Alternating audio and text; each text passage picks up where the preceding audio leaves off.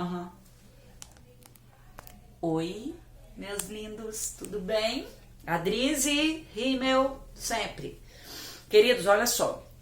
Falamos na aula passada da interferência da concentração na pressão de vapor, certo? Aí, o que nós observamos?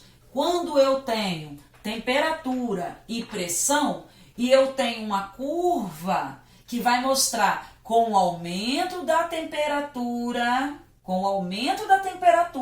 eu tenho mais vapor formado, então eu tenho maior pressão. Quando essa pressão se igualar à pressão externa, o líquido entra em ebulição. Só que com a adição de um soluto não volátil, essa curva ela reduz. Então, para entrar em ebulição, eu preciso de uma temperatura ainda maior. Da mesma forma, então, por exemplo, a água ferve a 100. Então, a água com sal ferve a mais que 100. Muito mais que 100. Quanto mais sal você botar, mais ela vai demorar em ferver, porque menos vapor está sendo formado. Entendeu? Demora mais. Então, quanto maior esse símbolo de colchete, ele representa concentração em mol por litro. Então, quanto maior a concentração, maior a temperatura de ebulição. E do contrário, acontece também. Vou explicar para vocês. Eu não sei se vocês já viram duas situações. Quando a rua está com, não aqui, é claro, lá no norte, né, dos Estados Unidos, na Inglaterra, quando a rua está cheia de gelo, passa um caminhão jogando sal. O sal, o gelo é água pura.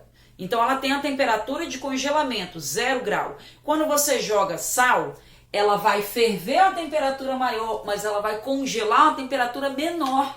Então deixa eu botar para vocês aqui que interessante que é isso. Que maneiro. Então, ó, a água pura tá aqui, ó, 0 graus Celsius, 100 graus Celsius. Essa é a água pura. Isso daqui é a fusão, isso aqui é a ebulição.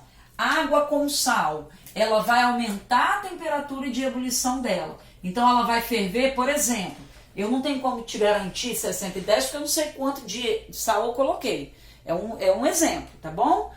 110. E ela vai se fundir a uma temperatura menor do que 0. Então olha só que legal. Tem aqui o gelo e ele está a 0 graus Celsius. Ele está aqui, ó. Esse é o gelo.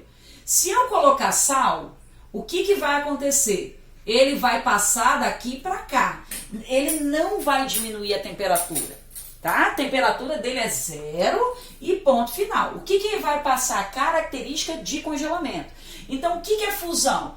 Antes da fusão é sólido. Depois da fusão é líquido, certo?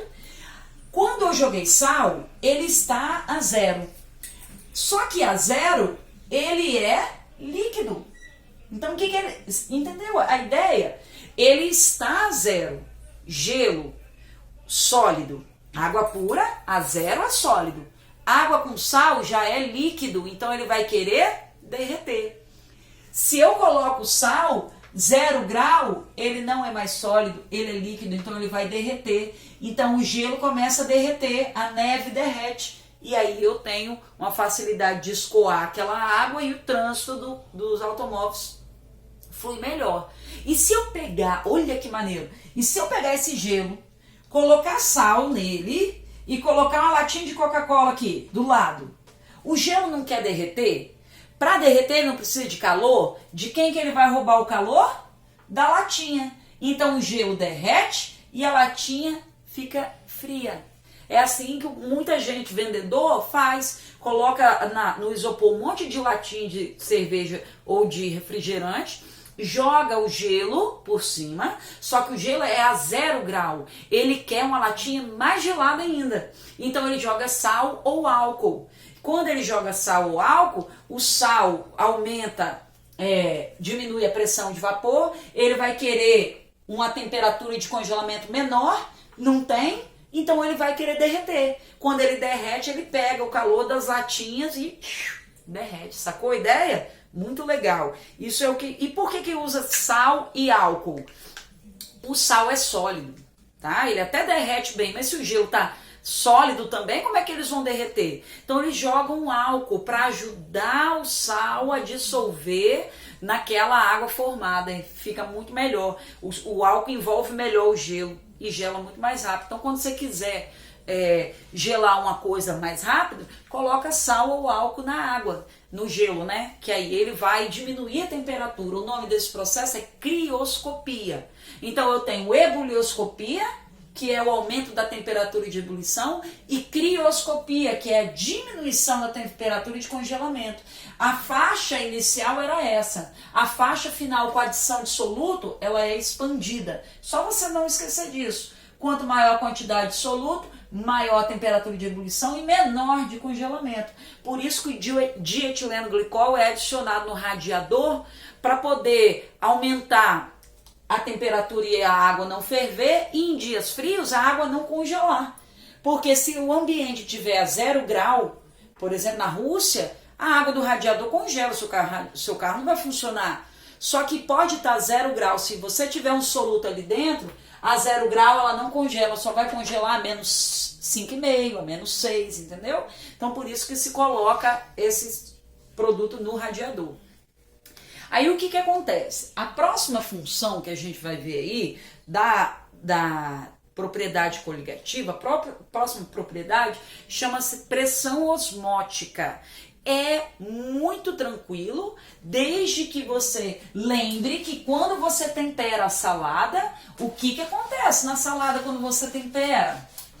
E deixa de um dia para o outro, a salada de alface fica murcha. Por que fica murcha? Eu tenho 3 tipos de meio. Eu tenho meio isotônico, eu tenho meio hipertônico e eu tenho meio hipotônico. 3 meios. Então, o que é um meio hipotônico?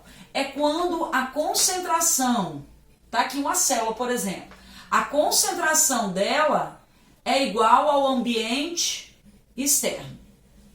Então, as concentrações são iguais, igual concentração, tá? Eu vou chamar isso daqui de concentração do meio e isso daqui concentração da célula, tá?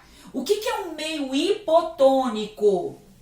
O meio hipotônico é quando a concentração da minha célula, no caso, eu estou falando célula, mas pode ser, depois eu vou dar outros exemplos. Ó, a concentração da célula, ela é maior do que a concentração do meio. Então, a minha concentração da célula aqui, ela é maior. Então, o meio está menos concentrado. Então, a concentração daqui é maior. Quando isso acontece, existe o seguinte, se essa membrana for celular, por exemplo, ela é semipermeável.